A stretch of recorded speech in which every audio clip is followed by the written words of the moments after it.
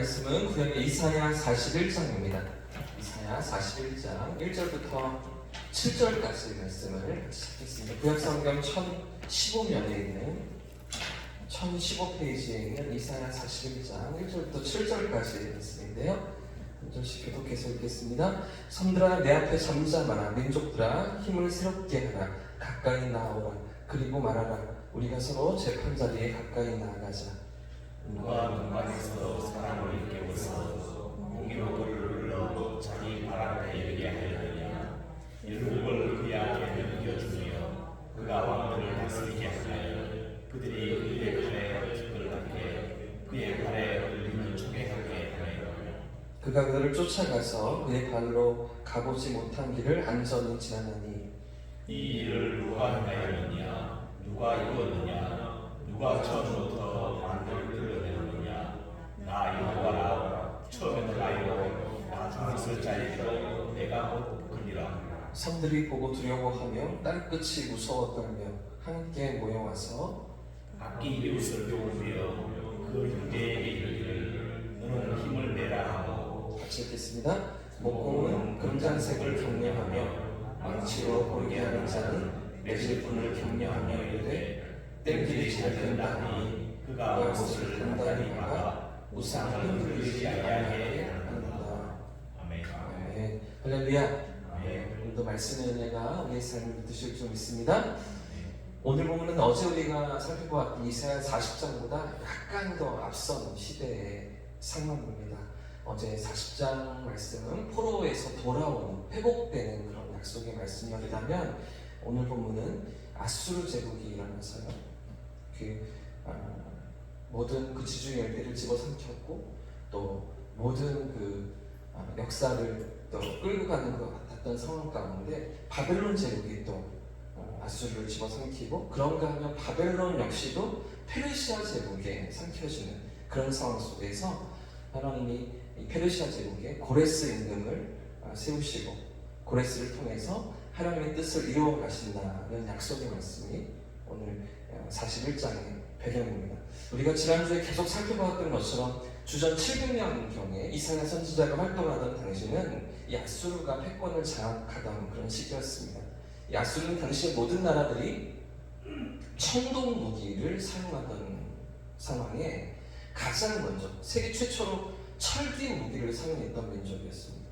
그렇기 때문에 주변 나라들이 전혀 맥을 못 쳤는데 그런데 무기만 이렇게 강력한 것이 아니라 이 민족성도 아주 호전적이었고요. 또 잔혹했던 아수르였습니다. 아수르의 수도가 니느웨거든요. 요나 보고 가라고 하나님께서 시키시죠. 절대로 갈 수가 없다고 그랬다는 것이 그 아수르가 그만큼 주변 나라들을 압제하고 잔혹하게 억압했고 못된 짓을 너무나게 저질렀기 때문에 요나가 못 간다고 얘기하는 겁니다.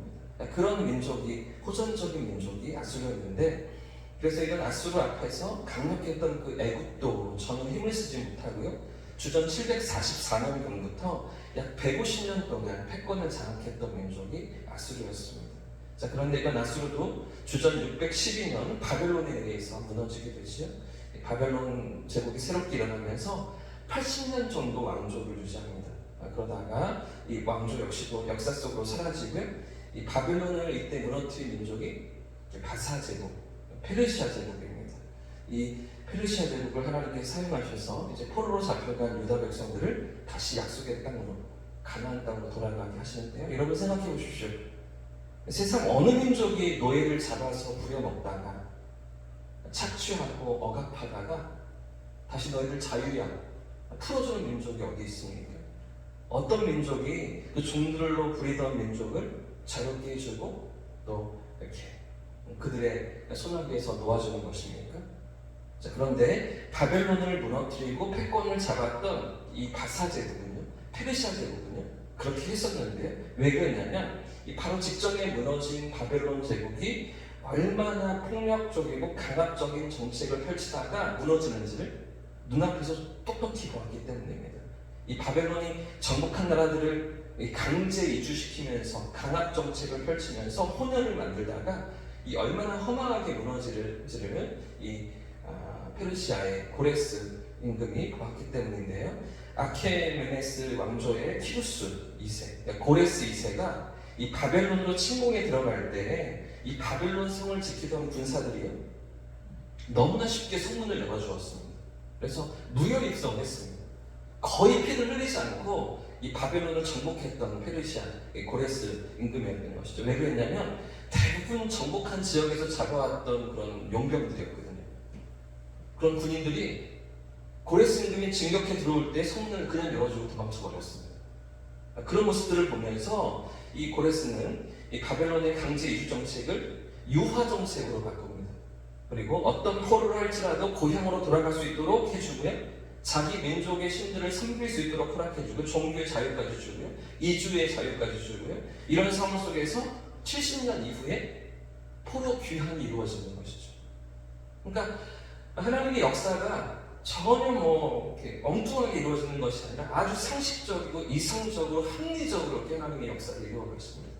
그럴 법하게 하나님의 사람들을 열어놓으시면서 이런 가운데서 포로로 끌려갔던 유다 백성들이 1차, 2차, 3차 귀환으로 돌아오는 것이죠. 자, 이런 배경 가운데서 이제 바벨론이 무너지고 페르시아 제국과 고레스가 등장하는 상황을 하나님께서 약속하시는데, 자, 먼저 1절 말씀을 보겠습니다. 1절 말씀 같이 읽어보겠습니다. 시작. 섬들아 내 앞에 잠잠하라. 민족들아 힘을 새롭게 하라. 가까이 나오라. 그리고 말하라. 우리가 서로 재판 자리에. 자, 5절 말씀도 같이 읽어보겠습니다. 5절입니다. 시작. 섬들이 보고 두려워하며 땅끝이 무서워 떨며. 자, 여러분 여기 지금 반복되고 있는 섬들이 어디입니까? 섬들이 어떤 나라입니까? 유다 백성들의 입장에서 볼 때 섬들이 어느 위치에 있습니까? 이 지중해 건너편에 서쪽에 있는 나라들이죠. 지중해 건너편에 있는 이 소아시아, 북쪽에 있는 소아시아 일대와 또 남쪽에 있는 북아프리카 지역, 그 주변에 있는 크고 작은 섬들과 그 옆에 대륙에 붙어 있는 모든 국가들을 얘기하는 것입니다. 지중해 너머에 그 대륙에 있는데도 불구하고 섬처럼 보여지는 것이죠. 바다를 넘어서 섬처럼 있는 그런 나라들을 얘기하는데, 그런데 그 모든 나라들을 누가 고레스의 손에 넘겨주는 것입니다. 그런 나라들을 어떻게 페르시아 제국이 장악할 수 있도록 누가 넘겨주는 것입니까? 2절 말씀해 보시면 제가 읽겠습니다. 누가 동쪽에서 사람을 일깨워 공의로 그를 불러 자기 발 앞에 이르게 하였냐. 열국을 그의 앞에 넘겨주며 그가 왕들을 다스리게 하되 그들이 그의 칼에 티끌 같게 그의 활에 불리는 초기 같게 하네. 누가 동방에서 사람을 일으켜서 이 모든 나라들을 정복하게 하신다고요? 4절에도 보시면 4절 마지막에 나 여호와라 이렇게 말씀하시죠. 하나님이 그렇게 하신다는 것입니다. 동방에서 사람을 일으켜서 페르시아 제국의 고레스를 일으켜서 아직은 그가 누군지를 모르죠. 이스라엘 전체가 누군지를 모릅니다.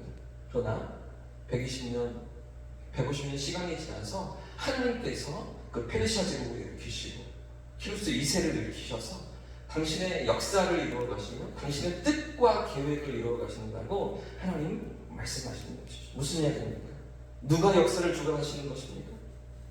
누가 세상을 다스리시는 것입니까? 아수르가 지금 패권을 장악하고 있는 것 같고, 그 뒤에 바벨론이 일어나는 것 같고, 그죠? 세상 나라들이 일어났다 사라지는 것 같지만 이 모든 것 뒤에 이 모든 것을 주장하시는 분이 누구십니까? 살아계신 여호와 하나님이십니다. 그래서 이어지는 5절부터 7절까지 말씀을 보시면 이렇게 하나님께서 일으키신 페르시아 가사 제국으로 말미암아서 섬들이 두려워 떨며 땅끝이 무서워 떨며 그들이 섬기던 우상에게 매달리게 된다라는 것이죠. 여기 7절 말씀을 다시 보십시오. 목공은 금장색을 경외하며 망치로 고르게 하는 매질꾼을 경외하며 우상을 만드는 자들에게 그렇게 얘기하면서 뭐라고 얘기해요? 템질이 잘 된다, 그죠? 우상이 잘 만들어진다, 그죠? 그 못을 단단히 박아 우상이 흔들리지 않도록 잘 우리 신을 세워달라 이렇게 얘기하면 그 신들을 의지하는 나라가 됩니다. 그런 가운데 하나님께서 다스리신다는 것이죠. 이런 상황 가운데서 하나님이 당신의 역사를, 당신의 뜻을 이루어 가신다고 말씀하신다는 것입니다. 자, 그런 가운데 유다 백성들을 어떻게 이끌어 가시는가? 8절부터 10절까지의 말씀입니다. 오늘 보면 이후에 8절부터 10절까지의 말씀 같이 읽어보겠습니다. 시작. 그러나 나의 종 너 이스라엘아, 내가 택한 야곱아, 나의 벗 아브라함의 자손아, 내가 땅 끝에서부터 너를 붙들며 땅 모퉁에서부터 너를 부르고 내게 이르기를 너는 나의 종이라 내가 너를 택하고 싫어하여 버리지 아니하였다 하였노라.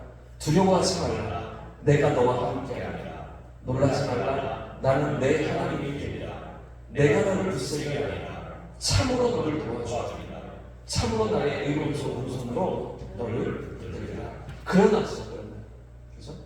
지금 7절에 그 이방 민족들은 일어나는 페르시아 제국 앞에서 키루스 2세 그 손길 앞에서 자기들의 우상을 쫓고 자기들의 그 나무로 만든 쇠붙이로 만든 그 우상 앞에 도움을 청하지만 그러나 너희는 그죠? 하나님의 백성들, 유다 백성들은 어떤 상황에도 하나님이 도우시고 하나님이 보호하시며 하나님이 지키신다고 약속하시는데요. 자, 이런 하나님의 의지가 가장 잘 드러나는 대목이 8절과 14절입니다. 8절 말씀을 다시 한번 보십시오. 그러나 나의 종 너 이스라엘이야. 내가 택한 야곱아. 나의 벗 아브라함의 자손아. 이렇게 부르고 계시죠. 여기서 종은 신분이 비천하다는 뜻이 아닙니다. 특별한 하나님의 백성으로 부름받은 존재라는 뜻입니다. 특별히 구별되어서 그런 신분으로 하나님께서 선택하셨다는 것인데요. 자, 그래서 이어지는 나의 택한 야곱이란 말도 하나님께서 친히 구별하시고 당신의 소유를 삼으셨다는 것이죠. 가장 아끼는 소유로 구별해 놓으셨다는 것이죠. 무엇보다 나의 벗 아브라함의 자손이라고 표현하시잖아요. 나의 벗 아브라함, 그의 자손. 그러니까 이스라엘이 아브라함이 주셨던 그 언약, 모든 언약을 상속받을 상속의 위치, 상속자의 위치에 있다라는 표현인데요. 이런 특별한 존재로 누구를 부르셨습니까? 포로로 끌려가는 백성들, 하나님의 징계를 받고 있던 백성들, 하나님께 혼나고 있고 꾸중을 듣고 있고 매를 맞고 있는 것 같은 그 유다 백성들인데 불구하고 그 백성은 여전히 하나님 그분의 백성이라는 것이죠. 그분이 사랑하시는 백성이라는 것이죠. 이 백성을 통해서 당신의 뜻을 이루시고 당신의 역사를 이루어 가시겠다는 것이죠. 그런데도 불구하고 그들이 어떤 자리로 나아갔습니까? 어떤 처지에 버려져 있습니까? 14절 말씀을 보시면 버러지 같은 너 야곱아, 너희 이스라엘 사람들아 두려워하지 말라. 나 여호와가 말하노니 내가 너를 도울 것이라. 내 구속자는 이스라엘의 거룩한 이인이라.